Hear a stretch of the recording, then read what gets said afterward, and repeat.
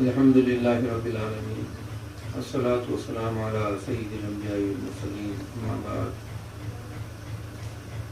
وقال اللہ تبارک وتعالی فی شان حبیبہ ان اللہ وملائکتہ یصلون علی النبی یا ایہا الذین آمنوا صلوا علیہ وسلموا تسلیما اللہم صلی علی المصطفى حبیب اللہ سیدنا محمد النبی الأمی وعلی آلہ وصحبہ وسلم اللهم صل على المصطفى حبيب الله سيدنا محمد النبي الأمي وعلى آله وصحبه وبارك وسلم اللهم صل على المصطفى حبيب الله سيدنا محمد النبي الأمي وعلى آله وصحبه وبارك وسلم تسليما كثيرا كثيرا.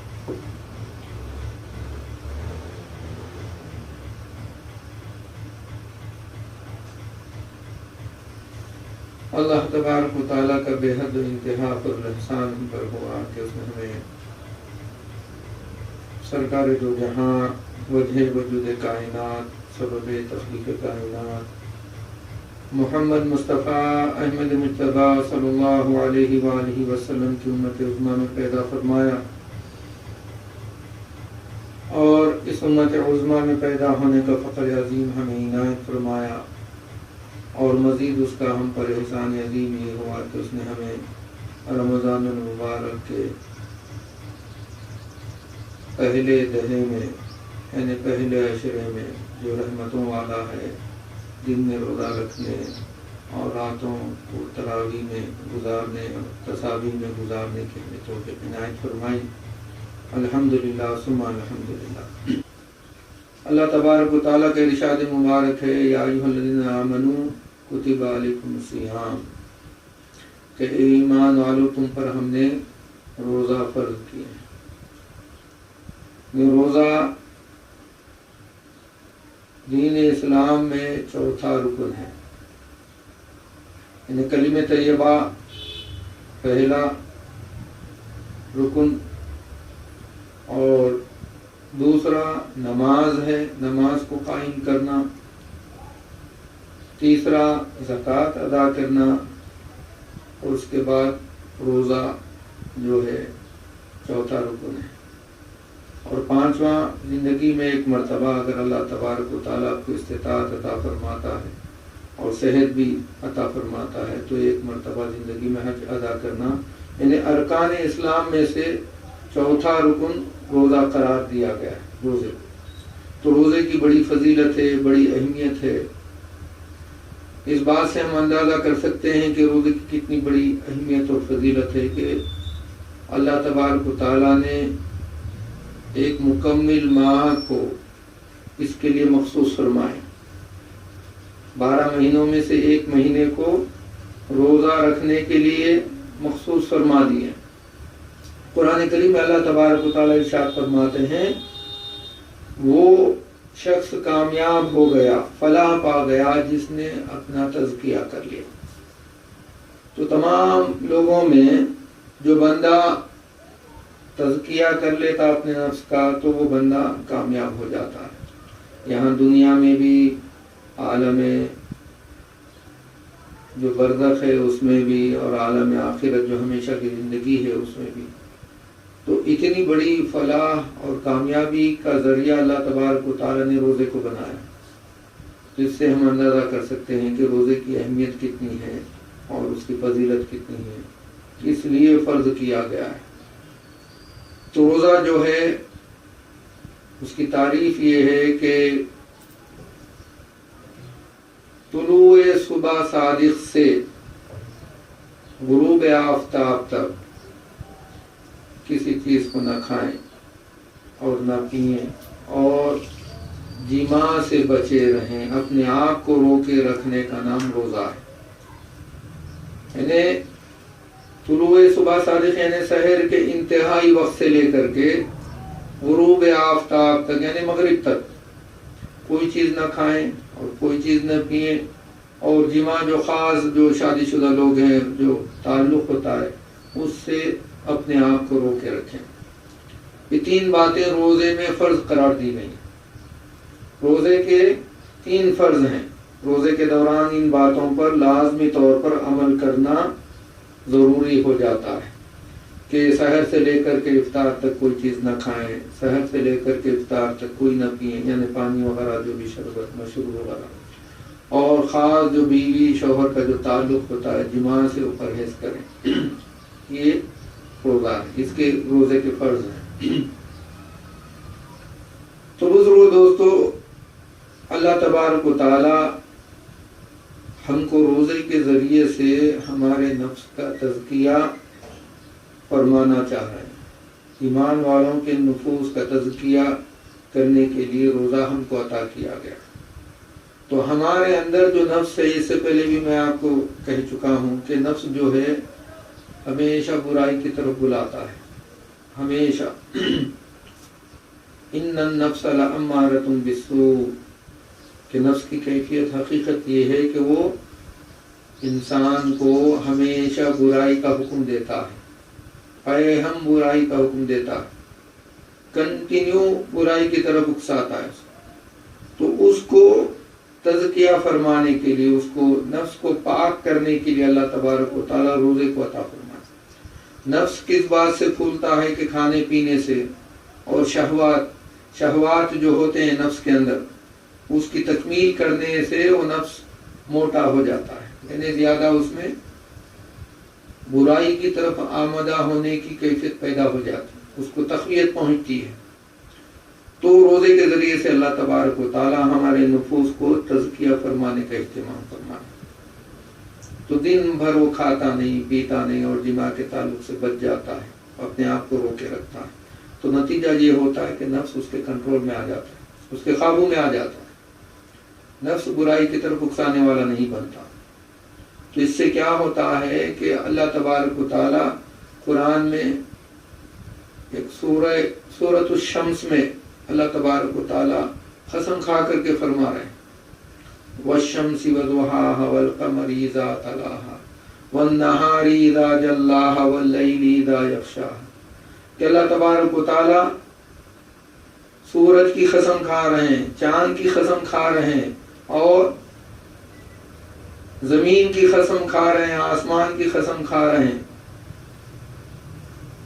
کئی قسمیں کھا کر کے اللہ تبارک و تعالی یہ بات فرما رہے ہیں کہ قد افلح من تزکا، قد افلح من زکاہا وقد خاب من دساہا، کہ اتنی قسمیں کھا کر کے اللہ تبارک و تعالیٰ فرماتے ہیں کہ ویسے تو اللہ تبارک و تعالیٰ کوئی بات کہہ دے تو وہ کافی تھا، کہ دیکھو روزہ یعنی جو اپنے نفس کو پاک کر لیا وہ بندہ ہی کامیاب ہو جاتا ہے۔ اگر ایسے ہی سادہ سیدھا طور پر اللہ تعالیٰ ارشاد فرما دیتے قسم کھائے بغیر بھی، تو اللہ کی بات کبھی بدلتی نہیں،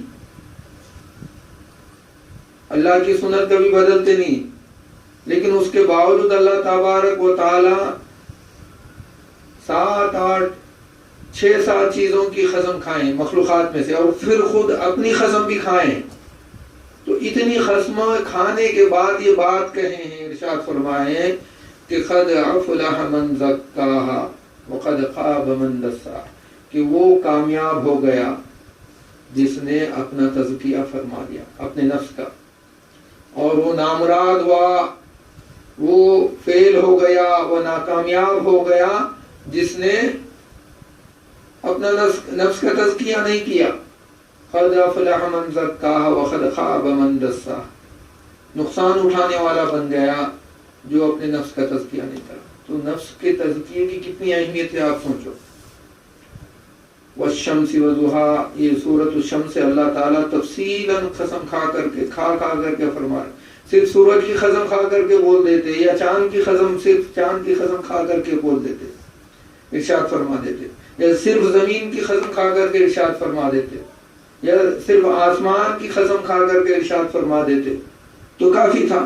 لیکن کئی مخلوق کی جو اللہ تعالیٰ نے بنایا، ان کو سنوارا ہے اور ہمارے لیے ان کو معین فرمایا، ہمارے فائدے کی چیزیں بنایا ہے، ان تمام کی تقریباً قسم کھا کر کے اللہ تعالیٰ فرما رہے ہیں کہ وہ کامیاب ہو گیا بندہ جس نے اپنے نفس کا تزکیہ کر لیا۔ تو نفس کی تزکیہ کی بہت بڑی اہمیت ہے۔ انسان کی کامیابی اپنے نفس کے تزکیے پر ڈیپینڈ کرتی ہے. جو بندہ اپنا نفس کا تزکیہ کر لیا وہ بندہ کامیاب ہوگا اس دنیا میں، آخرت والی دنیا میں، آخرت والے عالم میں، عالم آخرت میں، عالم اسباب میں، ہر عالم میں وہ کامیاب ہو سکتا ہے جو بندہ نفس کا تزکیہ کر لیتا ہے. مسلمانوں میں جو روزہ رکھنے کا اہتمام کرتے ہیں تو ان کے جو روزہ رکھنے کے جو کیفیات ہے اس کے حساب سے ان کو 3 قسم کر سکتے ہیں. پہلی قسم وہ ہے کہ یہ خالی ان چیزوں پر عمل کرتے ہیں. روزے کا جو فرض ہے، جو طلوع صبح صادق سے غروب آفتاب تک کوئی چیز نہیں کھانا، کوئی چیز نہیں پینا، جماع کے تعلق سے بچنا، اس کا روزہ رکھ لیتے ہیں لوگ.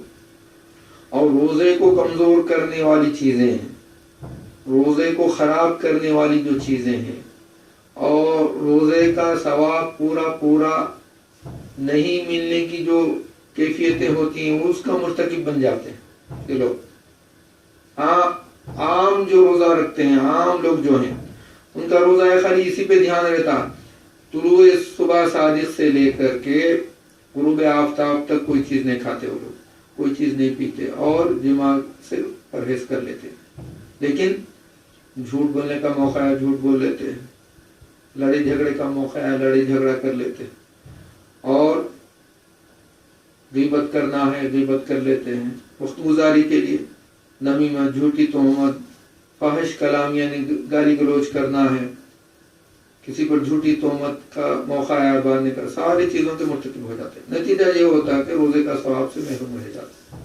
خالی اسی کا روزہ رکھتے ہیں، پیٹ کا روزہ ہی رکھ لیتے ہیں ہم لوگ. یہ ایک جماعت ہے.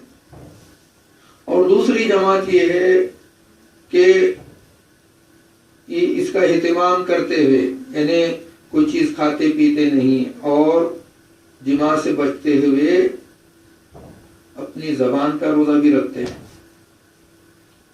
اور آنکھ کا روزہ بھی رکھتے ہیں اور ہاتھ پیر کا روزہ بھی رکھتے ہیں اور کان کا بھی روزہ رکھتے ہیں. اس کا اہتمام کرنے والے اعلیٰ قسم کے لوگ ہوتے ہیں. یعنی ایک تربیت ہے کہ ہم اگر مبتدی ہیں تو شروع والے، جیسے ابھی بالغ بچے ہیں، ان کی عمر اب انہوں بلاغت میں ہیں، انہوں بالغ ہیں ابھی، تو یہ جو ہیں انہوں جو روزہ رکھ رہے ہیں ان کے لیے مبتدی ہونے کی وجہ سے ان کا روزہ کیا ہے کہ ان چیزوں سے پرہیز کرنا ہے. یعنی فرض جو قرار دیا روزے میں صبح طلوع صادق سے لے کر کے غروب آفتاب تک کوئی چیز نہ کھائیں، کوئی چیز نہ پئیں، جماع سے بچے رہیں، تو یہ اس پر انہوں عمل پیرا ہوتے ہیں، انہوں مبتدی ہیں. اور جو 5-6 سال سے روزہ رکھ رہا ہے، جیسا آپ کی عمر ہے 5-6 سال سے جو روزہ رکھنے کا اہتمام کرے، ان کے اندر یہ کیفیت آ جانا کہ وہ زبان کا، اپنے اعضاء جوارح کا بھی روزہ رکھنا، یعنی زبان کا روزہ، آنکھ کا روزہ، کان کا روزہ اور ہاتھ پیر کا روزہ، اس کا اہتمام کرنے والے بن جاتے. سمجھ میں آ رہی نا بات؟ تو یہ اعلیٰ قسم کا روزہ ہے کہ زبان کی آپ حفاظت کرنا، جیسے پیٹ کی حفاظت کرے، زبان کی حفاظت کرنا، آنکھ کی حفاظت کرنا، کان کی حفاظت کرنا اور ہاتھ پیر کی حفاظت کرنے والے بن جانا. یہ عوام میں خاص لوگوں کا روزہ ہے. اور تیسرا جو طبقہ ہے وہ طبقہ خواص الخواص کا طبقہ ہے. وہ لوگ جو مبتدی روزہ کا اہتمام کرتے، وہ ان کا جو روزہ ہے وہ روزے کو اپناتے ہوئے اپنے اعضاء جوارح کا بھی روزہ رکھتے ہیں اور اس کے ساتھ اپنے قلب کا روزہ بھی رکھتے ہیں. دل کا روزہ بھی ہے، دل کا روزہ بھی رکھنے والے بنتے ہیں. تو جو روزے کی تربیت ہم کو دی جا رہی ہے، تو جیسے جیسے ہماری عمر بڑھتی ہے، جیسے جیسے ہماری سوچ بالغ ہوتی ہے، شعور سنبھالنے لگ جاتے ہیں، ہمارے اندر یہ تمام کیفیتیں آ جانا. پیٹ کا روزہ رکھنے کے ساتھ ساتھ زبان کا روزہ، آنکھ کا روزہ، کان کا روزہ اور ہاتھ پیر کا روزہ، پھر ساتھ ہی ساتھ دل کا روزہ بھی رکھنے والے بن جانا. تو تب جا کر کے روزے کی تمام تر نعمتیں جو ہیں اللہ تعالیٰ نے جن نعمتوں کو عطا کرنے کا وعدہ فرمایا، وہ نعمتیں حاصل کرنے کے مستحق بن جاتے. سمجھ میں آ رہی نا بات؟ تو اکثر جو دیکھا گیا لوگ کیا کرتے ہیں، عام لوگ روزہ رکھتے ہیں لیکن زبان کا روزہ نہیں رکھتے، یعنی پیٹ کا روزہ رکھ لیتے ہیں، زبان کا روزہ نہیں رکھتے، وقت گزاری کے لیے غیبت کر لیتے ہیں، جھوٹ بول لیتے ہیں، تو روزہ خراب ہونے لگتا ہے۔ اور آنکھوں کا روزہ تو رکھتے ہی نہیں لوگ، آج کل جو ٹی وی وغیرہ دیکھتے ہیں جس میں بد نظری ہوتی ہے تو روزہ بھی آپ کا خراب ہونے لگتا ہے۔